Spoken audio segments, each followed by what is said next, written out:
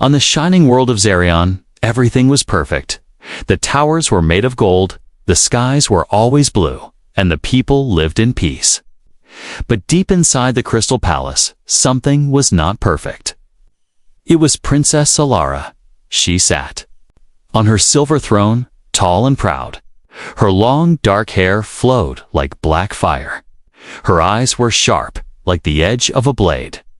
She wore a dress made of glowing fabric that moved like water, and her face, cold as ice. Every week, a new alien suitor came to ask for her hand in marriage. They were kings, warlords, and generals from faraway galaxies. Some brought gifts, planets, ships, even weapons.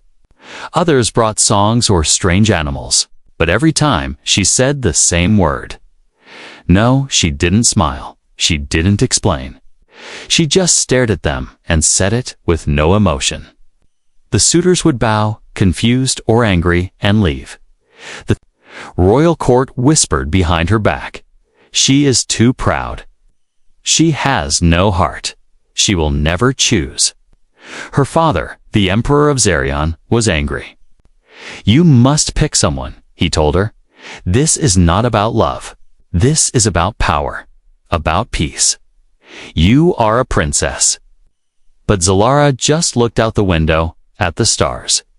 She didn't care about politics or power or marriage. Deep inside, she felt something missing, something she could not explain. Something no suitor had ever brought. That night in the Royal Command Center, an alarm rang. Beep, beep, beep. A soldier shouted, "Unidentified ship entering Zarian space."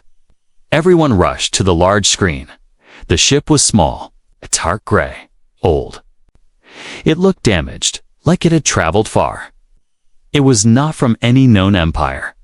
The general frowned. "Scan it." Another officer said, "It's not alien tech. It's human." The room went silent. Human. Someone whispered. Humans were rare in this part of space. Weak, poor, often lost or wandering. No human had ever come near Zarion before. The general turned to the emperor. "Shall we destroy it?"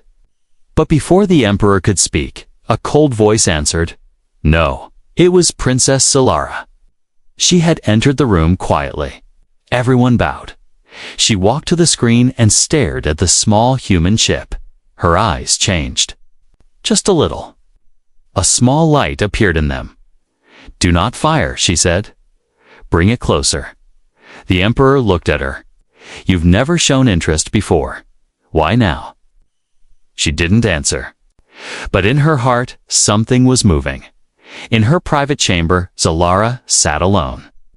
The screen in front of her showed the human ship floating above the planet. It was old, broken, ugly even, but something about it was different. She zoomed in. Inside the cockpit, she saw a man, human, wearing a torn jacket, unshaved, tired eyes.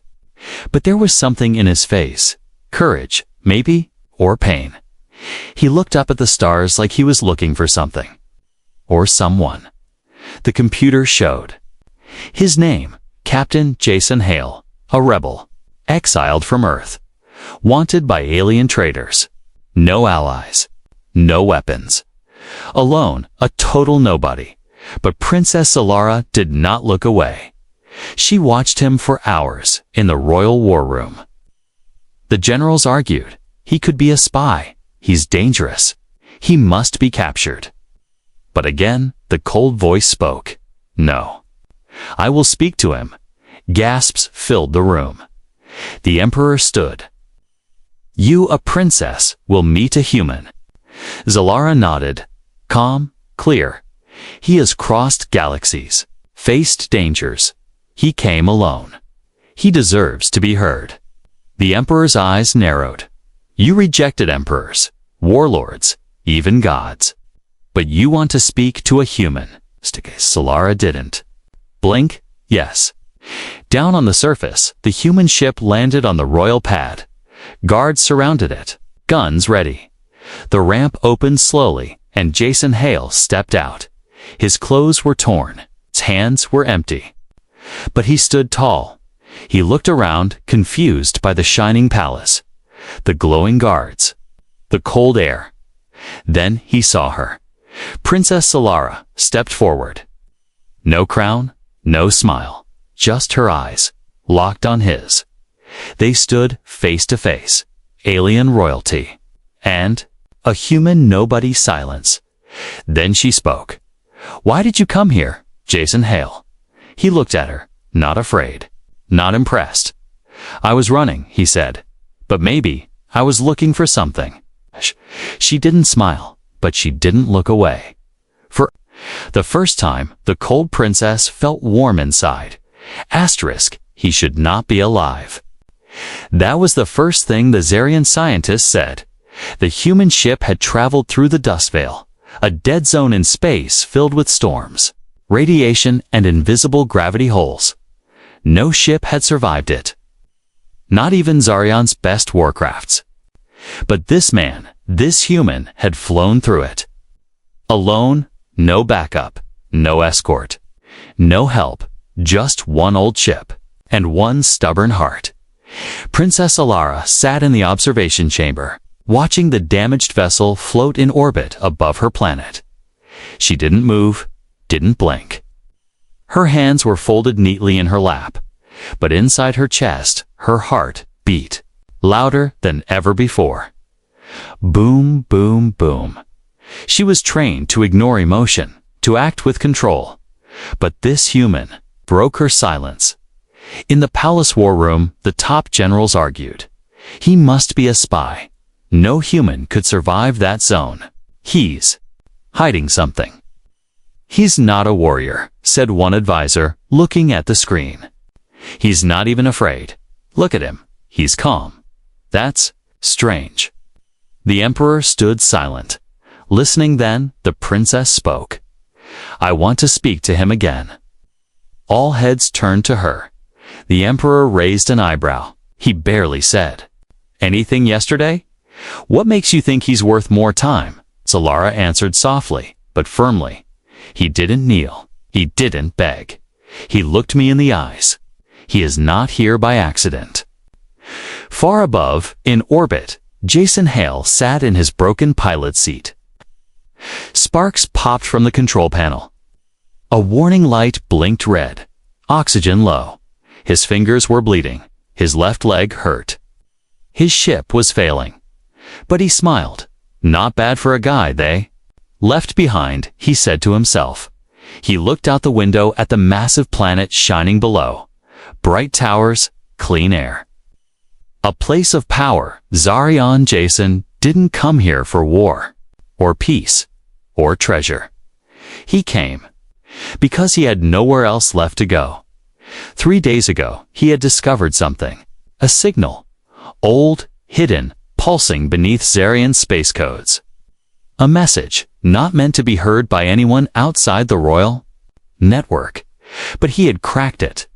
Just a short line of alien language translated. It said, "Find me before they lock my soul." Jason didn't know what it meant, but something in the voice. It didn't sound like a cry for help. It sounded like a command. Back on Zarian, Princess Solara ordered all her guards out of the room. She stared at the live feed of Jason's ship. Alone now. She spoke quietly. "Who are you, human?" She whispered. "Why do I feel this pull?" For years, she felt nothing. No interest in anyone. No desire. Just cold duty. Now a man with no name, no army, and no reason had reached into her soul. Why? Jason's ship received a sudden transmission. "Jason Hale, you are granted temporary audience. Exit your ship. Do not bring weapons."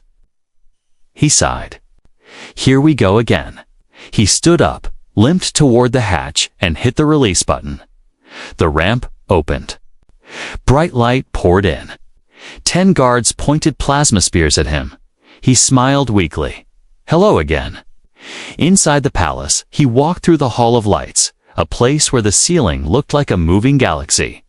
Stars spun above him, alien. Technology hummed beneath his feet. Then, the doors opened. There she was again, Princess Solara, still cold, still perfect. But this time, she was waiting. They stood alone, face to face. She spoke first. "Why did you come through the dust veil?" He answered, "I followed a signal." Her eyes narrowed. "What signal?" Jason paused. A voice. It said, "Find me before they lock my soul." Her expression changed slightly enough to show fear. Suddenly, the room lights flickered. A deep humming sound echoed through the walls. Guards rushed in. "Your Highness," unknown energy surged in the central core. The princess turned sharply. "Where?" "Near the vault." The ancient data chamber. Jason spoke calmly. "That's where the signal came from, isn't it?" She looked at him. Silent, he took a step closer. "That voice I heard, it wasn't just a message. It was alive." The princess said nothing for a long time. Then finally, "You were not meant to hear it." Jason stared at her and said the words that would change everything. "Maybe not, but I think it wanted me to." "Your voice doesn't belong here." That was the first thing Princess Solara said to Jason Hale the second time they met. Not welcome, not thank you. Just that cold, sharp sentence. But Jason didn't back away. He didn't flinch. He smiled and said, "Neither do I." The meeting was private. No guards, no cameras. Just the two of them inside the Celestial Garden, a hidden place inside the royal palace where stars floated like lanterns and time felt slower. No outsider had ever stood here before, and no human had ever looked directly into the eyes of Azarion. Royal without fear. Jason walked slowly, his injured leg dragged behind. But he didn't ask for help. He looked around the glowing garden. Trees made of crystal. Birds with silver wings. A pool of light in the center. "You live in a dream," he said. Solara stood at the pool, her back turned. "And you live in nightmares." Jason chuckled. "Mostly. But sometimes nightmares lead to truth." She turned around. "Is that why you came here?" "For truth." "No," Jason said. "I came here because something, or someone, called me, and I followed." A long silence. The princess moved to a small bench. She sat without speaking, then looked up. Her eyes had changed. Still sharp but not cold. Curious, watching. "You said you heard a voice," she said. Double quotes, "Yes," Jason replied. Female.com. Powerful, not scared, just trapped. He stepped closer, "I think I was you." Solara looked at him. Expression unreadable. Then she said something strange. "You're wrong. It wasn't me, but it was part of me." Jason frowned. "What does that mean?" She stood slowly and walked to the edge of the glowing pool. Her voice grew quieter. "There are things buried beneath this palace. Ancient machines, forbidden minds. The royal family is connected to them. We are born with access." Jason watched her carefully, like a mental link. She nodded, but someone or something inside the core tried to speak. "Not through us, around us." She turned, and somehow it found you. Jason's heart pounded. "So what is it?" he asked. Solara looked away. Her voice dropped. "A secret I was never meant to know. A voice I was taught to ignore. They said if I ever listened, I would be ... erased." Jason's face turned serious. "You were trained not to feel, not to question. And now something inside your own system is trying to wake you up." He stepped closer. "Solara, you're not the cold princess. You're the hidden prisoner." Suddenly, the garden lights flickered. A deep, low hum filled the air. The pool of light in the center turned dark. then flashed red. Zalera stood, alarmed. "That's the vault," she whispered. "It's activating again." Jason took a step back. "I think the voice is trying to get out." At that moment, the doors burst open. Guards entered. Behind them, the Emperor himself. His face was calm, but his eyes were full of fire. "Enough," he said. Jason turned, surprised, but Zalara stood still. The Emperor walked forward. "You've spoken enough to this human. He is dangerous. The machines are reacting to him. He must leave." Jason looked at Zalara. She looked at her father, and then, for the first time in her life, she said no. "No." The Emperor repeated. Zalara stood tall. Her voice didn't shake. "He's connected to the vault. He didn't cause the signal. He answered it. That matters." The Emperor frowned. "You speak like one of them." Jason asked. "One of what?" The Emperor's eyes narrowed. "The lost, the minds we buried, the voices we silenced." Jason turned to Zalara. "What is he talking about?" She whispered back. "There were rebels once. Scientists, thinkers. They questioned the royal way. They were locked inside the vault, not dead, just forgotten." Jason breathed out slowly, and one of them just woke up. The Emperor raised. "His hand guards, remove him." Zalara stepped between them. "If you take him," she said, "you'll have to fight me too." The guards paused. The room went silent. Then, the Emperor turned and walked away, but his final words left a chill in the air. "If you protect this human daughter, then you are no longer my heir." Jason stood beside her. "You didn't have to do that," he said. "I know," she replied, "but I finally wanted something." The message was only 2 words long. She chose. That was all it took. Across the stars, on cold moons and burning planets, the message spread. Through pirate channels, through royal networks, through war fleets, and black markets, the Princess of Zarion had chosen a human, and the galaxy burned with rage. On the planet core, Warlord Dren smashed his throne into pieces. His eyes glowed red as he roared. "She chose a dirt-born wanderer over me. I offered her 3 planets. On the icy world of Varkus, Prince." Lomax stared at the news in silence, then whispered to his brother, "She insulted every royal house. There must be punishment." On Rack 7, a council of alien monarchs met under black stars. One spoke slowly. "The human must die. She must be reminded she is not free."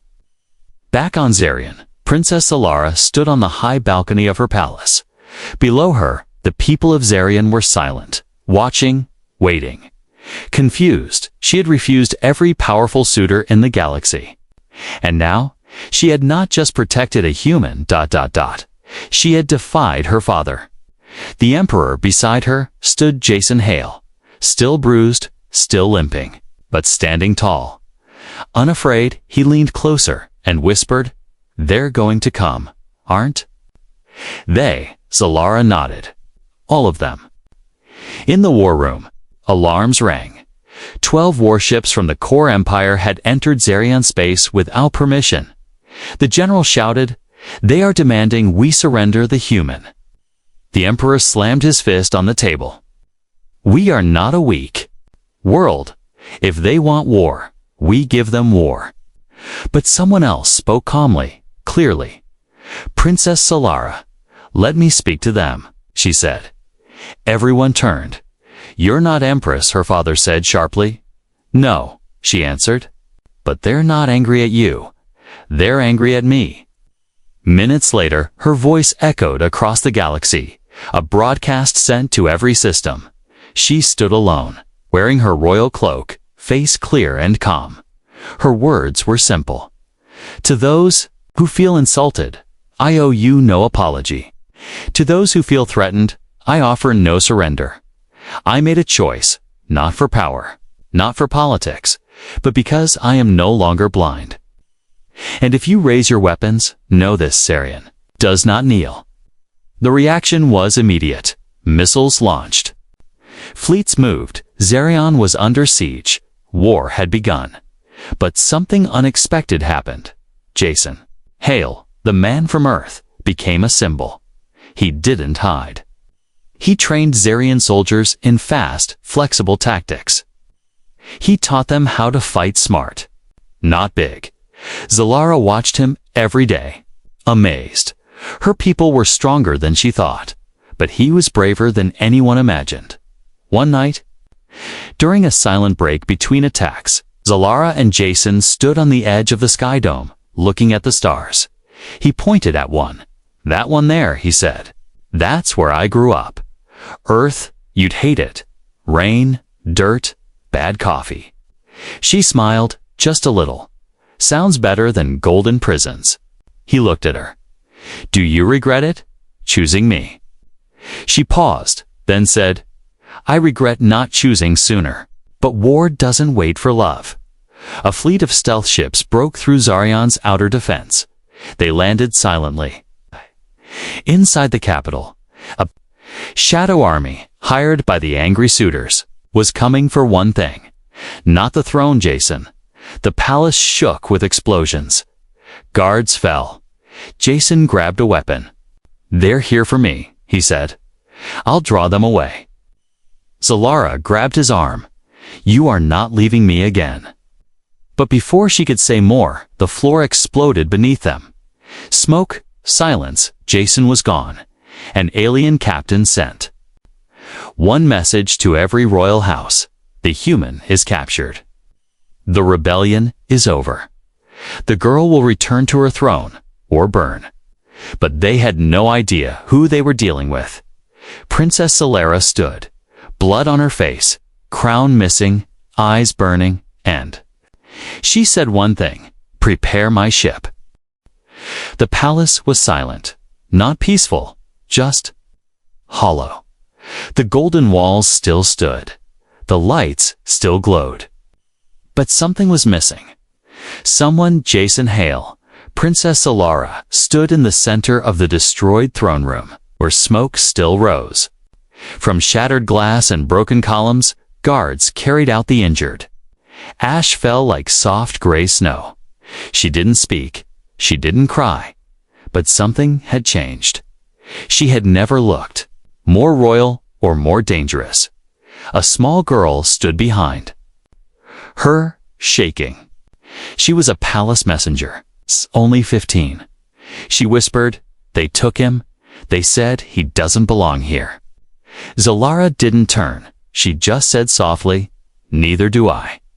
That night, she went alone into the lower chambers, deep under the palace, beneath even the vaults where the galaxy's greatest secrets were buried.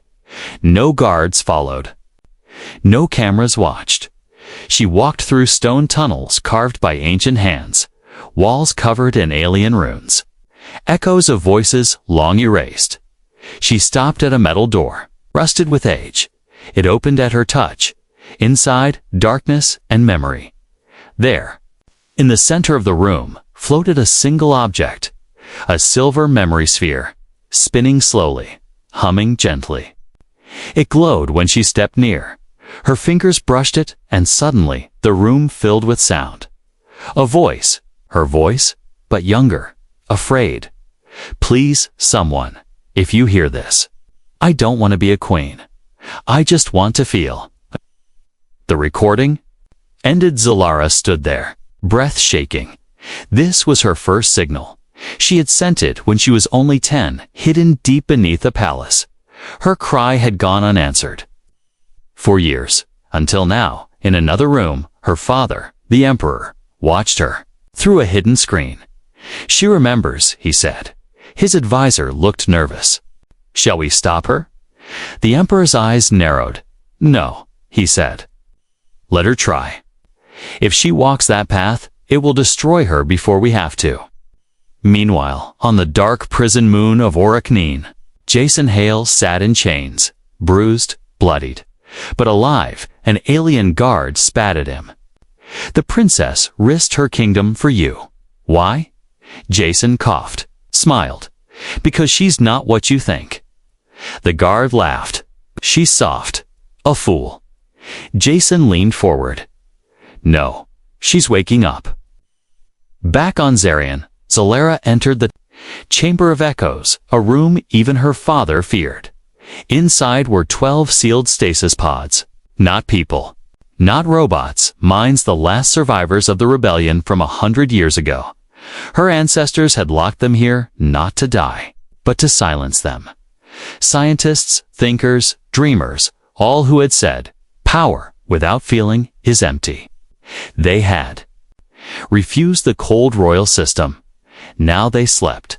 Until the signal was sent. Zalara placed her hand on the main control. A screen lit up. One word pulsed across it. Human, she whispered. Why him? Why now? And then the voices came. Soft at first, then stronger. He is not your answer. He is your mirror. He came because you called. She stepped back, heart racing. Why me? She asked, and the reply, because you are not your father's daughter, you are ours. Suddenly, sirens echoed through the halls. The Emperor's voice rang across the network. My daughter has broken royal law. She has entered forbidden space. She is no longer heir. Across the city, citizens looked up in shock. Some cheered, but others paused. Zalara emerged from the chamber. No longer in royal robes, she wore black armor, silent. Focused, she looked up at the star map. A red dot blinked. Or rack-9. Jason was there. Her voice was calm but cold. I'm going to bring him back. A young pilot stepped forward. That moon is guarded by 5 fleets. Zalara smiled just a little. Then let them try to stop me. Asterisk, they told stories about the princess who never smiled. About the girl who rejected kings. A ruler who felt nothing. But those stories were wrong. Because now the cold princess had a reason to burn the stars. And his name was Jason Hale. The prison Moon Or9 was built to hold war criminals, traitors, and creatures too dangerous to exist. No one had ever escaped it. But no one had ever tried to rescue a prisoner from it alone. Until now, a sleek black ship burst out of hyperspace. It bore no flag. No royal code, only one signal. For retrieval, one human. The guards laughed when they saw it. Send a warning shot, the commander said. But before they could fire, boom. The first destroyer exploded in flames. Inside the black ship, Princess Zalara stood at the helm, no crown, no backup, just fire in her eyes. Target engines, not lives, she ordered. We're not here to conquer. We're here to take back what's mine. The ship was fast, built with old rebel tech, the kind buried in vaults. Tech the Empire never dared to use. She had activated it because this mission wasn't royal, it was personal. Inside the prison, Jason sat chained to a wall. His face was bruised. One eye nearly shut, but he was still smiling. He knew she was coming. The guards didn't believe it. She won't risk her crown for you. They said. Jason replied. She already gave it up. Outside, chaos erupted. The ship darted between towers of steel, dodging fire from all sides. A wall of blast doors closed around the landing bay. She turned to her pilot. Crash it, he blinked. You mean, crash it. Boom. The ship smashed through the gates in a rain of sparks and fire. Alarms screamed inside the prison. Jason heard them and smiled wider. As smoke filled the halls, guards rushed to contain the breach. They didn't expect the doors to explode. They didn't expect a woman in black armor, and they definitely didn't expect her to fight like a storm. Zalara didn't kill. She didn't need to. Every move was precise. Every shot clean, one by one. Guards fell unconscious. She moved like a shadow through fire, until she reached the cell. Jason looked up as the door opened.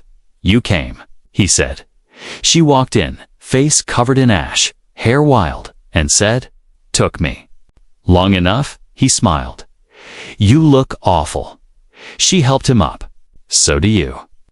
Together, they ran through collapsing halls. Guards chased them, shouting orders. Jason grabbed a fallen guard's blaster. Zalara stopped him.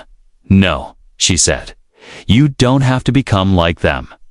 He nodded and dropped the weapon. They reached the emergency exit. Outside, Zerion's black ship waited. Engines glowing, but blocking the path stood 5 elite guards. Energy spears raised. Jason looked at her. She looked at them. Then she whispered, "Cover your eyes." Light exploded from her armor. A secret weapon, once forbidden, powered by the ancient minds of the vault. The guards screamed, blinded by the sudden burst. By the time they recovered, she and Jason were gone. Above the moon, Zerion's ship disappeared into hyperspace. The moon was silent, but the galaxy was not in the royal palace. The Emperor watched the footage. He said nothing for a long time. Then, "She's not my daughter anymore." But across the stars, people whispered a new story. A different one. The princess gave up her throne. For a human, she faced 100 guns and didn't blink. She chose love over empire. Inside their hidden ship, Jason sat beside her. "I didn't think you'd really come," he said. Zalara leaned back, tired but calm. "I didn't think I'd ever care about someone." He looked at her. "You know this war's just starting, right?" She nodded. "But now, finally know what I'm fighting for." There were 2 crowns in the Hall of Light.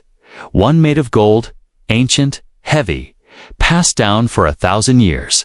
The other? It was invisible, made of choice and freedom. And love, Princess Alara, stood in the center of the royal hall, surrounded by a circle of leaders from across the galaxy above her. A giant screen showed images of war, explosions, protests. Fear at her side stood Jason Hale. Silent but steady.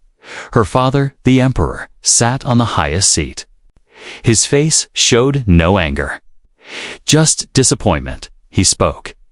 "The galaxy is watching, daughter. Say the words. Claim the throne. Cast him aside, and all this ends." Jason didn't speak. He already knew what she would say. He had seen it in her eyes when she rescued him. He had heard it in her voice when she whispered, "You are not alone." But this was bigger than love now. This was history breaking. Zalara looked at the golden crown resting on the silver table before her. She had been trained her entire life to wear it, to rule, to obey, to marry for power, to feel nothing. But now, she had felt everything. She turned slowly, addressing the galaxy through the broadcast. "I was born into silence, into duty, into a cage painted with stars. But then came something no one expected. A man with no army, no name, no reason to be here. And yet, he saw me. Not the throne, not the power. Just me." Her father stood. "This is weakness." Zalara met his eyes. "No," she said. "This is what your empire feared most. A ruler who feels." Outside the palace, crowds gathered.